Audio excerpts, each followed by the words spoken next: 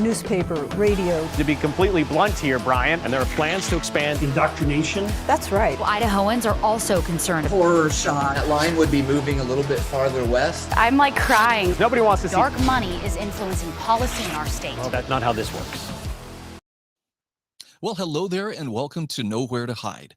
I'm Brian Hyde, and today's show is themed a political sermon and the new woke religion.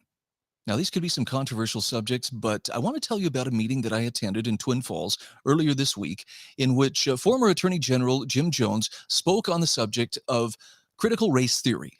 Specifically, it was defining and understanding critical race theory.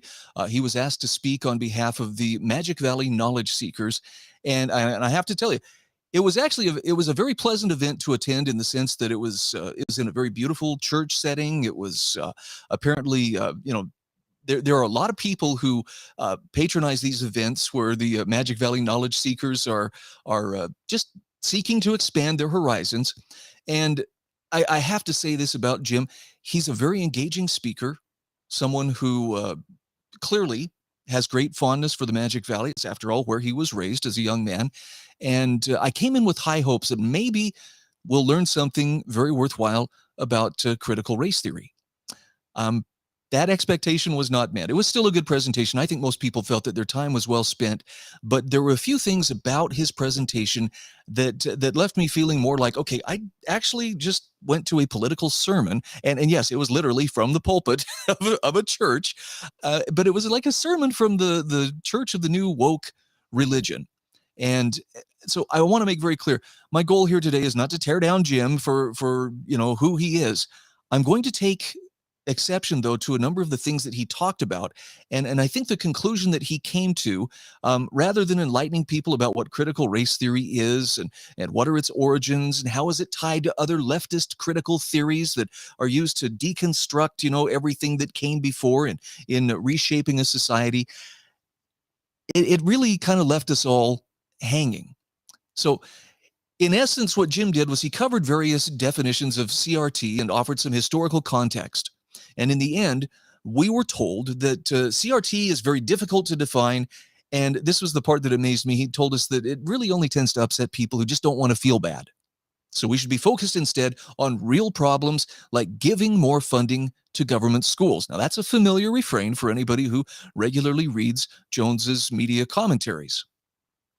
I guess my disappointment is that what could have been an enlightening, informative discussion of critical race theory instead came as a mild political sermon wrapped in a carefully cherry-picked history lesson. And Jim shared several examples of racist or exclusionary behavior that took place throughout American as well as Idaho history. I mean, he talked about slavery, he talked about the war between the states and Jim Crow laws, and talked about massacres of Native Americans, discrimination against Mormons, the Chinese and Japanese Americans.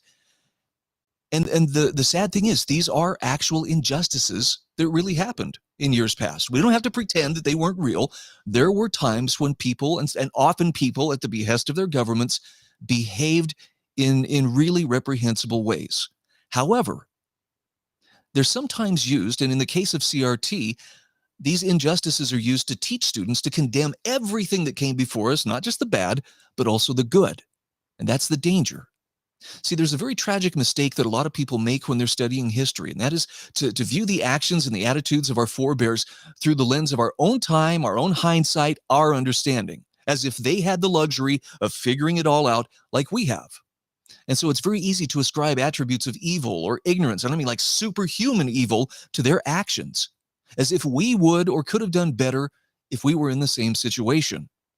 See, human nature has not changed. And yes, we are all capable of doing bad things under the right circumstances. But largely the problems that we talk about, particularly slavery, was a problem that was to be solved by the people who actually lived when it existed.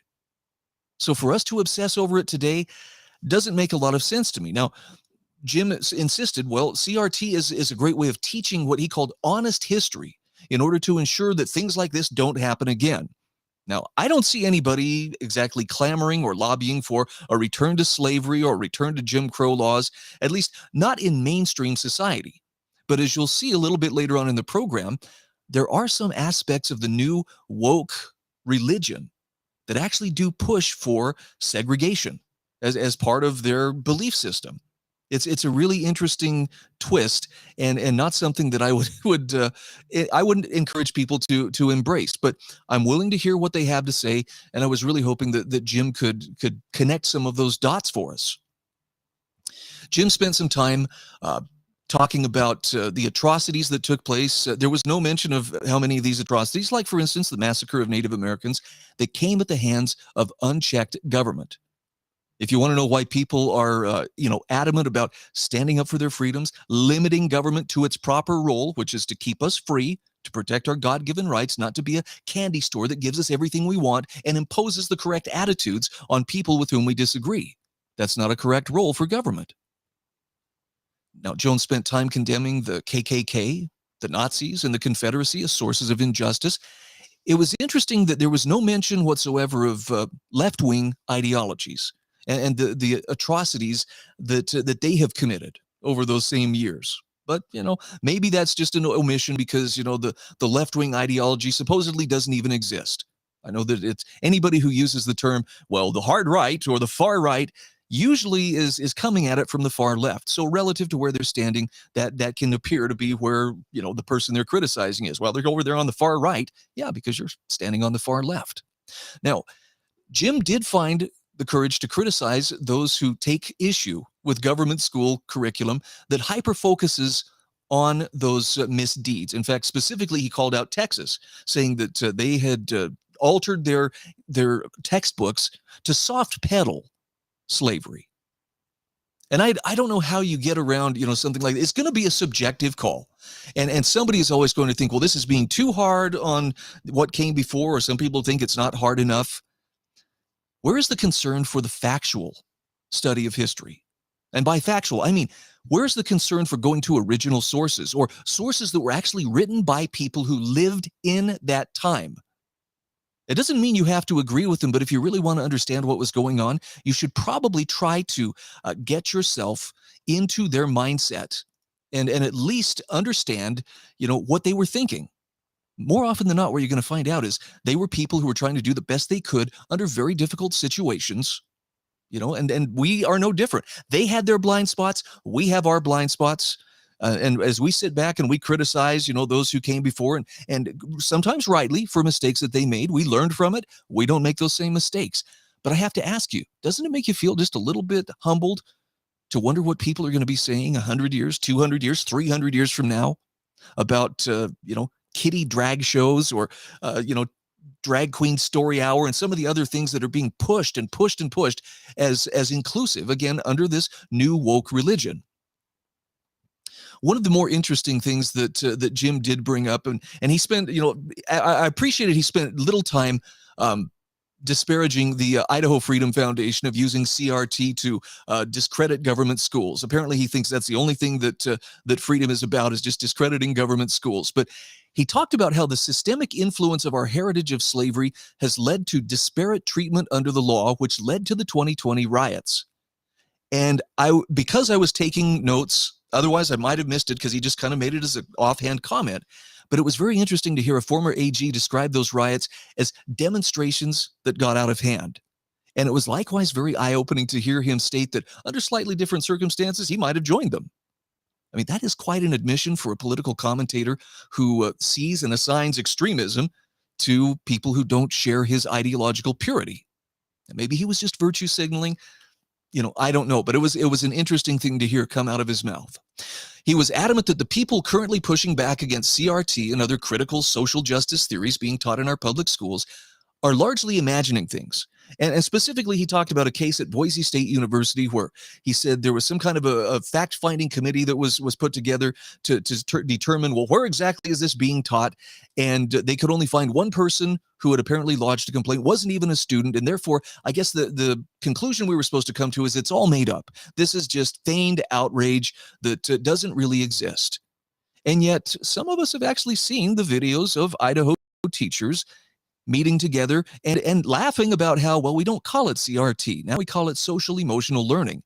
And there is a lot of word games that take place, as I explained in an earlier edition of Nowhere to Hide. There are crossover words that can allow a little bit of wiggle room, and sometimes a lot of wiggle room, so that you can say, well, really, that's not really CRT, or it's something entirely different.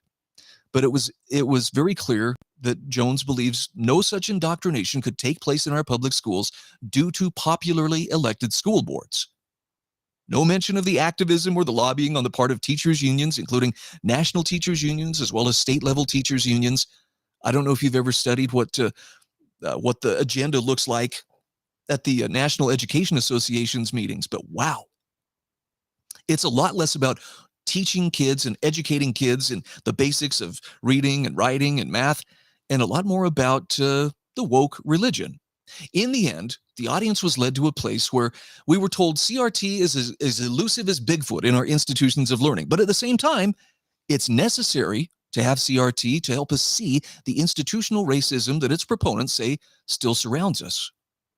So this particular presentation did more to promote Jim Jones' favorite flavor of politics than it did to calm the controversy surrounding the promotion of CRT.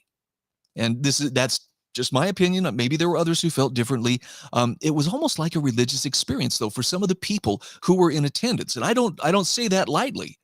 It's, when you're hearing people quietly, yes, yes. I mean, the only thing missing was their hand. Yes, help him, Jesus. I mean, there was a couple of people I heard outright say, amen.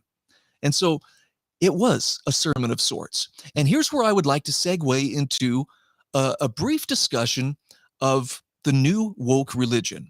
And I'm going to show you this chart. You can't possibly read the writing on this, but I would encourage you to look up the taxonomy of woke religion. And it's by a couple of anti-woke liberals. These are not people who are, rock-ribbed conservatives. This is Peter Boghossian and Michael Schellenberger who came up with this chart. And what they do is they show how this woke religion is in fact very much a religion. Now, I'm going to share a quick quote here. I'm just going to read this to you. This is from Mr. Schellenberger about why wokeism is a religion. Now, he says, just because an ideology is dogmatic and self-righteous doesn't necessarily make it a religion. So it's fair to ask whether wokeism is anything more than a new belief system. There's obviously no mythological or supernatural element to woke ideology, and its adherents rarely, if ever, justify their statements with reference to a god or a higher power. But a deeper look at wokeism does indeed reveal a whole series of mythological and supernatural beliefs, including the belief that white people today are responsible for the racist actions of white people in the past, that climate change risks making humans extinct, and that a person can change their sex by simply identifying as the opposite sex. So please understand, these guys don't have an axe to grind with the people who are perhaps part of marginalized communities. They really want to see racism end. They want to see people getting along and peacefully living together. But if you are race obsessed, that's a hard thing to do. And that's why they came up with this woke religion, a taxonomy. And I had to look up the word taxonomy. It's not one that's part of my daily lexicon. It's simply a means of categorization. So let's dive into this. I'm going to go through this really quickly, and then I'm going to share. Brian Allman, I appreciate he's sharing some comments here. If you haven't subscribed to his Substack, you really should. This is a guy who gets it, and he tells the truth as well as it can be told. Woke religion, a taxonomy. These are some of the common elements, and it's not just in matters of race. I mean, this can apply to things like climate change, trans, ideology, crime, mental illness, drugs, and homelessness. But you'll find that they have some version of original sin, which answers the question, what happened in the past to make things so terrible? Okay, in the Judeo-Christian heritage or tradition, the original sin was Adam and Eve partook of the forbidden fruit and were kicked out of the Garden of Eden, right? That's why things suck. That's why we live in a fallen world. There are guilty devils in the woke religion as well, people who made things so terrible. There are myths which relate to a creation story. There are sacred victims, people who continue to be harmed by the original sin. There are also the elect, and these are the ones who are chosen to make things right. And then there are supernatural beliefs, by which they mean beliefs beyond scientific understanding or the laws of nature. There are taboo facts, things you are forbidden to say. Can you think of things you wouldn't say around particularly openly woke individuals for fear of, setting them off? There's also taboo speech, words that trigger anger among the elect. And there are purifying rituals, which are acts that are perceived to make people innocent of guilt and responsibility. And there are purifying speech, words that people use to be perceived as virtuous. So let's take these one by one and just walk through what some of those things look like, particularly for the woke ideology. And again, these are some of the different categories: racism, climate change, trans, crime. They actually do each one of these, and they walk you through each one of those elements. But here it is for racism. What's the original sin? What happened in the past to make things so terrible today? Well, the answer, of course, is slavery. Who are the guilty devils? In other words, who are the people who made things so terrible? Well, that would be white people and the police. From there, we get to myths.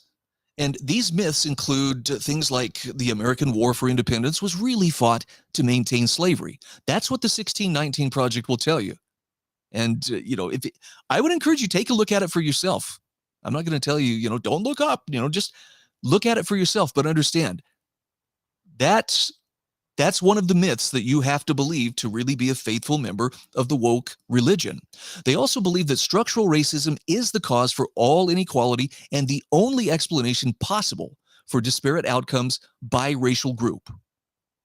They believe Asian success is due to Asians participating in white supremacy, and that rioting and looting are political acts. This is one of the reasons why it really jumped out at me that this former attorney general would say, well, in another situation, I'd have probably been right there with them. These demonstrations that just got out of hand, the mostly peaceful demonstrations. And here's another myth: we rarely discuss slavery and the history of racism. Yeah, seems to me it gets discussed quite a bit, and is being discussed all the more in the educational setting. Next, we have sacred victims. These are people who continue to be harmed by original sin. These include Black people, Indigenous people, and people of color. Next, we have the elect, and these are the ones who are chosen to make things better. So you have Black Lives Matter, critical race theorists, and three of the names that really were singled out for this were Ta-Nehisi Coates, Ibram X. Kendi, and Robin DiAngelo. Robin DiAngelo I had heard of before. After all, she's the one who wrote about white fragility and the difficulty that white people have in discussing racism. The other two academics I don't know that much about, but all of these are individuals who work within the academic realm, and it's where they are pushing and threading these ideas into society in hopes of affecting change. Are they succeeding? Well, I'd say they're making some pretty strong inroads. Maybe that's why we need to be cautious before we embrace them. So as far as the supernatural beliefs, meaning the beliefs beyond scientific understanding or known laws of nature, to be a faithful part of the woke religion, you have to be able to believe in things like math is racist, or white people borrowing from other cultures is theft, cultural appropriation. It was just a few years ago that a young woman down along the Wasatch Front in Salt Lake caught just a ton of flack because she wore a beautiful Chinese dress to her school prom. And people, were posting stuff about my culture is not your costume, and they were really upset. Now, she wasn't doing it to be mocking or anything like that. She was just dressing up in a very nice and different dress than, traditional, prom wear might encompass. No harm intended, but plenty of offense taken. Go figure. They also believe culture doesn't matter. Racism is as bad as ever, which I guess if you're obsessed with racism, yeah, you're going to find it wherever you look. Some people see it in toothpaste commercials. I don't know. Living white people are guilty of sins committed by dead white people. Speech, or in some cases silence, equals violence. And implicit bias is tied to real world harm. Then there are taboo facts. Now, these are some of the things that you're just not allowed to say. For instance, you're not allowed to say that racism has declined, that there is broad societal acceptance of interracial relationships and families. I mean, take a look at almost any commercial that you see playing, as you're watching TV. Yeah, it's not even a big deal anymore. It's not even controversial to see, interracial couples portrayed. This is one of my favorites. Black wealth is rising. If you acknowledge this, somehow that's considered, a forbidden, taboo thing. You're not supposed to notice that. Everything is terrible. Can't you see that? If you were to notice that the obsession with race can actually make racism worse. I'm sorry, the most racist individuals I've ever encountered in my life are simply those people for whom race is a part of everything. That's the prism through which they view life, and it doesn't matter what color their skin is. If they are obsessed with race, oftentimes they are the ones who are engaging in the deepest and most horrifying forms of racism. You're not allowed to believe that the 1964 Civil Rights Act and subsequent legislation banned structural racism. Years ago, I interviewed an author by the name of Mason Weaver. His book was telling his fellow blacks, look, the war is over. The 1964 Civil Rights Act marks the end of this war. You can come off the plantation. Go where the success is. He also had a very interesting explanation of why the people who push, this institutional racism as reality will never admit that you can be a success if you go where the opportunity is. In other words, get out of the ghettos, get out of the places where hopelessness is institutionalized, where it's Section 8 housing and everybody's living on food stamps, and people just have that sense of hopelessness where illegitimacy, is the norm. He says if people were to go out there and find that they could succeed, the people who are race hustlers, the Jesse Jacksons and the Al Sharptons of the world, they would lose their constituencies. I think he had a point worth considering. This is another one you're not allowed to acknowledge. Police do not kill black men at higher rates than other races. Isn't it interesting? The way our legacy media portrays it, I mean, there is no police shooting involving a white police officer and a black suspect that doesn't get reported, and sometimes the drum beaten over and over again about look at this, as if this is the norm. And it gives this availability bias that gives the impression that, it must be very widespread. But it's not. It's a distortion. It's a mental trick that is being played on us and that we are playing on ourselves. Here's another one. Asian success is due to hard work and higher education. You cannot say that. Otherwise, it's considered, taboo for the woke religion. Here's the taboo speech. These are words you do not want to use among the elect.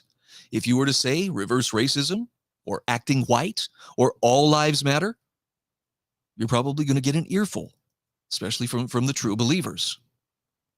And then there are purifying rituals. These are acts that are perceived to make people innocent of guilt and responsibility. So you have reparations, affirmative action, racial preferences, kneeling. Do you remember watching Congress, members of Congress take a knee back during the riots of 2020? There's using correct language. There are public apologies. How about this? White people not speaking. You guys shut up. You've said enough. It's our turn to speak. Asking students or employees to self-segregate on the basis of race. This is happening at college campuses all across the country. Isn't it great? They're congratulating themselves on they've invented segregation. We'll have a separate graduation for the black students, and so much for progress. It's like the division is necessary in order to remain relevant, as opposed to moving on and trying to work with other people. No, this is about controlling other people, not working with them. Diversity training. Anybody who works for, any major corporation has had to go through diversity training. And also, a purifying ritual can be white people confessing to being racist. But I got to warn you, you may think that this is a way to earn absolution. It's not. It's not like a baptism where you're forgiven of your sins. If you confess to being racist, yes, you will be accepted as, now there's a person who's being honest. But it also means that you're just there as you're going to be the whipping boy who will be called to whatever struggle session is scheduled for next, and again forced to confess your sins. And last but not least, the purifying ritual, announcing one's race, probably right up there with announcing your pronouns. And then there's purifying speech. These are words that people use to be perceived as virtuous, and it includes phrases like BIPOC. I believe that's, what is that? Black, indigenous, people of color. Okay. This next one, Latinx. Only because I only laugh at that one because that is the most cringe word out there. Latino people do not like that word. It's insulting to them. But hey, if you're woke, you got to use it because that's what your faith demands. That's your purifying speech. Using phrases like people of color. When you write, do you capitalize the word black and use lowercase for the word white? Good job. That's a purifying example of speech. Or centering or intersectionality. That's an interesting one. Intersectionality is a competition to see who has the most victim points, because this is part of class warfare. This is classic Marxism, right? It's the classes, and the victim class is a necessary part of Marxism. So if you are, for instance, a black woman who happens to be lesbian, you've got 3 levels of intersectionality there, and you are, higher up on the hierarchy of power and authority, moral authority, than someone like me who's just a, cisgendered white male. I'm down at the very, very bottom of the well, which I guess is where I'm supposed to stay if I know what's good for me. I want to share a couple of thoughts with you from Alan Stevo, right? I mean, this would be an easy thing to dismiss as well. It's just, these are just some interesting ideas, and maybe some people believe them, maybe some people don't. But I want to share with you some thoughts from Alan Stevo about why, as a new religion, this is one that we ought to approach with caution. He says, Christianity did not become the de rigueur spiritual, philosophical, and political system of vast portions of the world without having something to offer its adherents. Writers like Carl Jung or Joseph Campbell have written volumes on the universal need of humans for certain structures in life, and religion satisfies many of those structural needs. As the extreme left in America veers from established religion, or veers further from established religion, it inevitably engages in a very human behavior and builds itself yet another religion. And here's the problem.